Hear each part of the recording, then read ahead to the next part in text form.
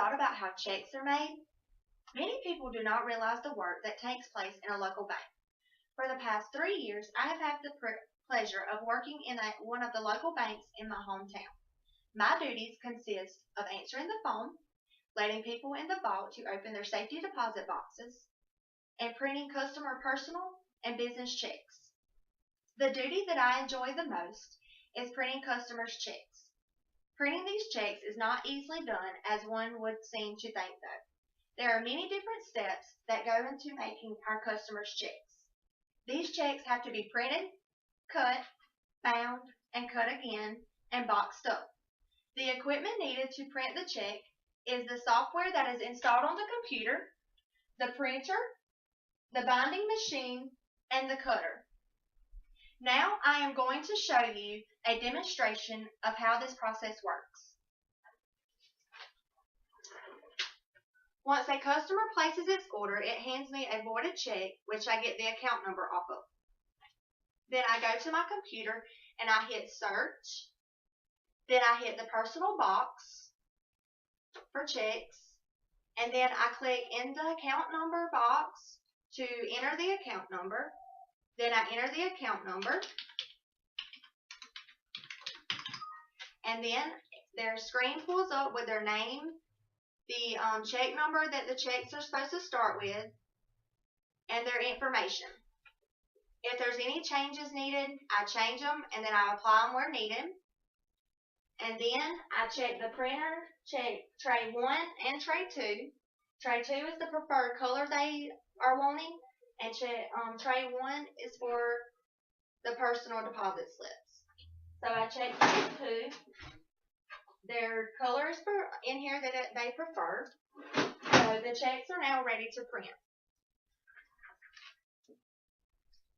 A box will pop up asking the user to select the correct tray. After I select print, and I select tray 2, which the color of their checks will come out, and then I click print, and then after they are done, I get them off of the printer, and I stack them so they are stacked evenly. I place them under the cutter to cut off the excess paper on the side. I have to do this far down to secure the check so they don't move out of place. Then I have to slam the shield down to protect my fingers. I have to unlock it and press the blade down really hard. And then that's done. I lift everything back up and I remove the checks. The excess paper can go in the trash. And then I stack them evenly again. I put a cover on the back of them. I stack them evenly again so the cover will cover up the back. I place them in the binding machine. I hit the green button. When the light is blinking, it is ready for a binding strip.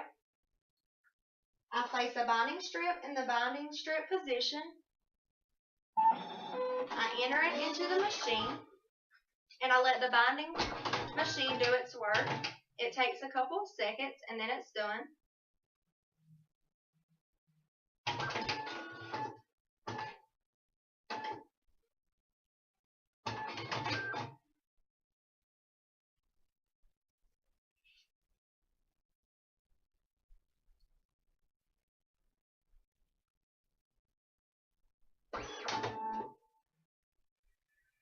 Then the checks are done.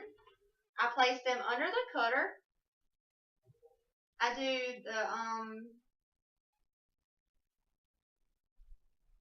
secure down so it will help hold the checks together while the glue dries. I wait a few minutes. Then I flip it over and I do it again, and I let the glue dry.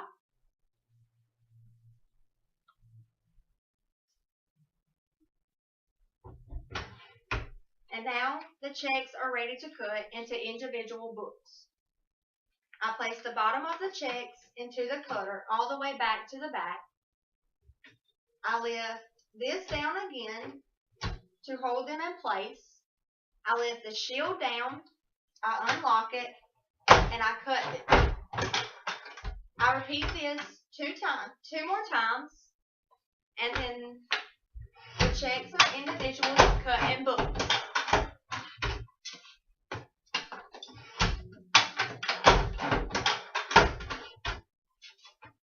After the checks are stacked in books, 4 individual books, in numerical order, I write their name on the box, which this is the box they are placed in.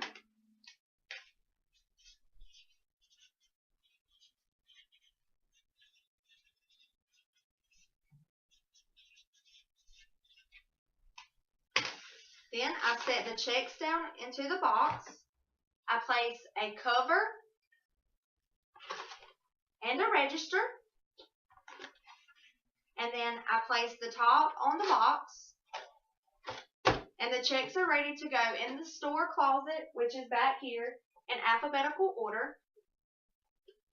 And then the checks are ready for the customers to pick up. It is extremely important for each step of the check making process to be performed correctly.